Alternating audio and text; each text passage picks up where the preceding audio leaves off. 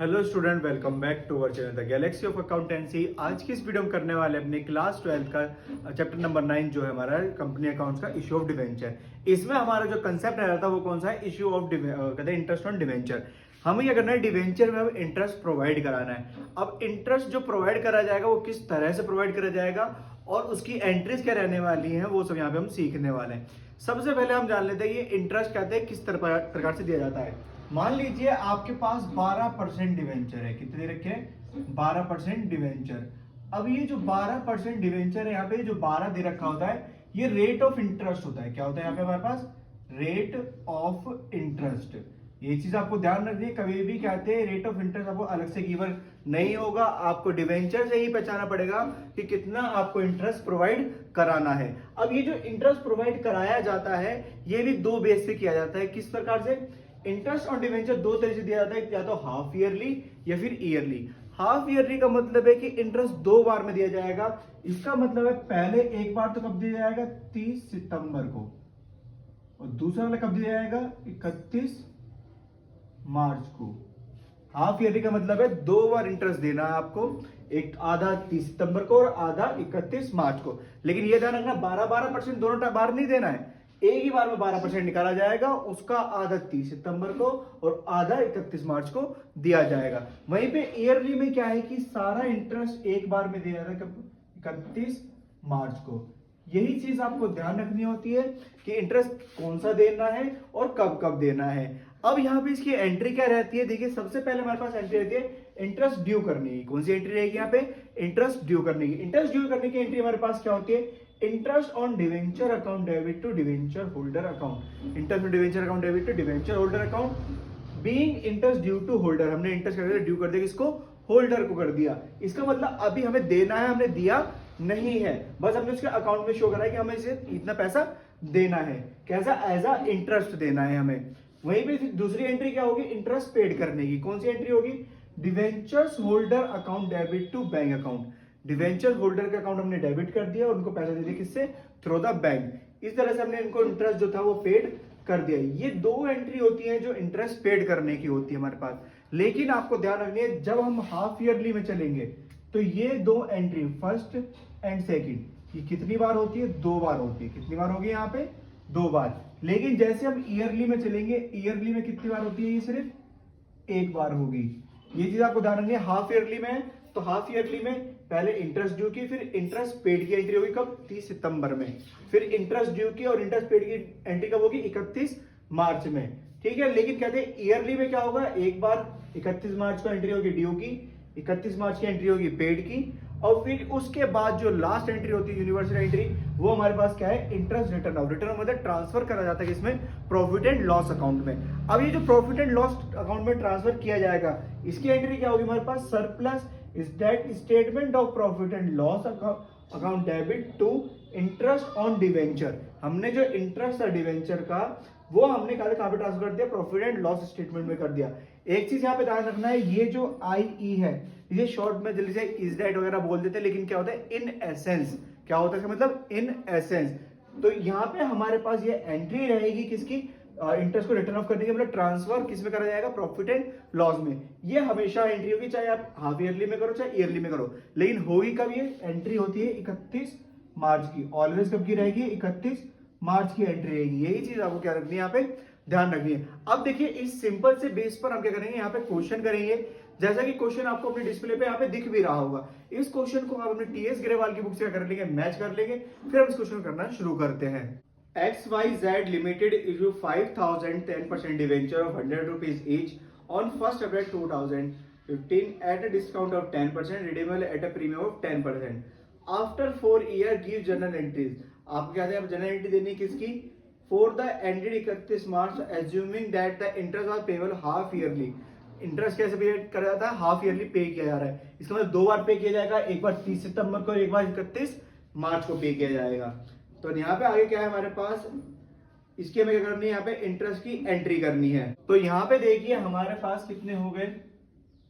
5,000 10% debenture at the rate 100 each से। तो हमारे पास कितने हो गए टोटल? ये कहते हैं 5 लाख रुपए। जिसपे लगने वाला जो इंटरेस्ट होगा वो कितना होगा यहाँ पे 10%। इसका मतलब 5 लाख का जो हमारा इंटरेस्ट होने वाला है वो कितना हो जाएगा 50,000 रुपए, जो कि हमें 2 बार में देना है। कितने बार में देना है? 2 बार में। एक बार तो देना है 30 सितंबर को और दूसरी बार हमें कब देना है? 31 मार्च को।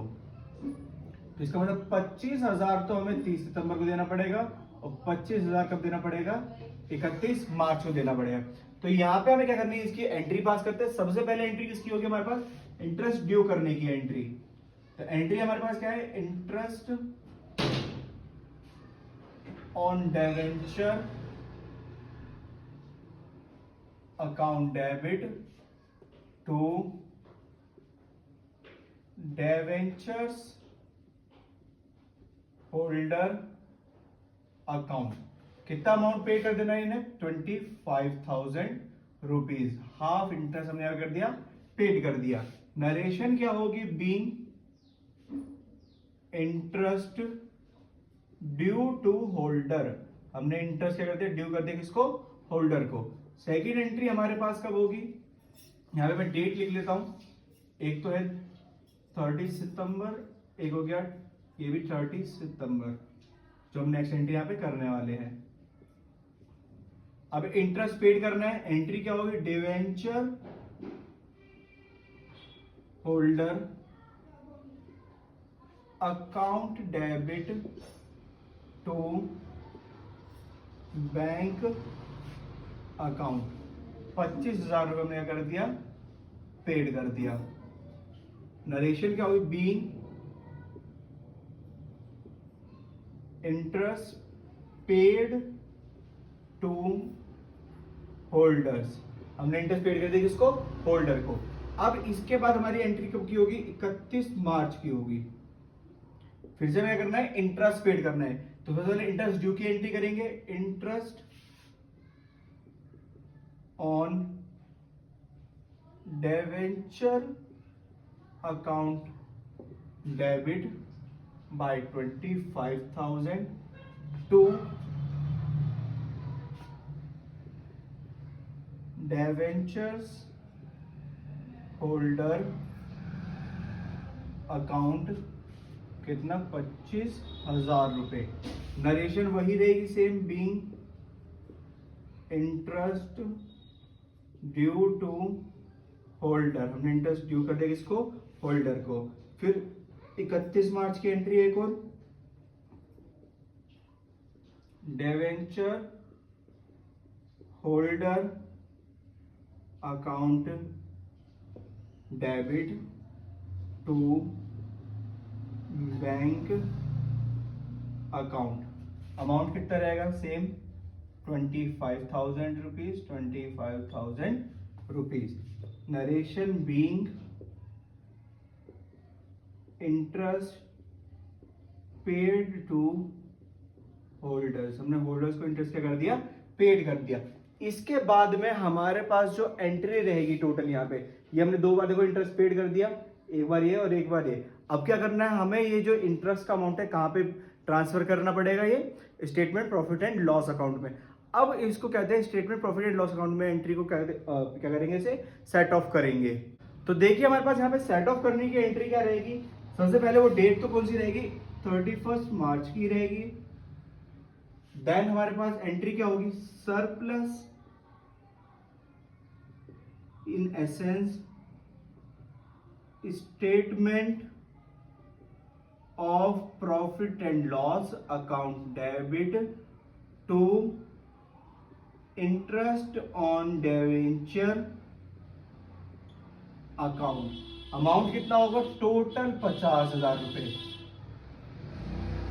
अब यहां पे देखो इंटरेस्ट तो 25-25 का दिया था, लेकिन 2 बार दिया, इसलिए क्या लिख दिया यहाँ पे? 50,000 रुपए। तो नरेशन का भी being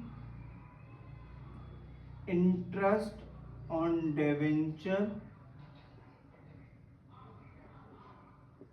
transferred to profit and loss account. कहां पे ट्रांसफर कर दिया हमने? प्रॉफिट एंड लॉस अकाउंट में ट्रांसफर कर दिया। इस तरह से हमारे पास जितनी भी एंट्रीज थी यहाँ पे क्या होती है स्टूडेंट? पूरी कंप्लीट होती है। 2 बार इंटरेस्ट देने की और एक बार उसमें सेट ऑफ करने की toward the statement of profit and loss. इस तरह से इसका हमारे पास ये कंसेप्ट और ये क्वेश्चन हमारा क्या होता है स्टूडेंट, कंप्लीट होता है।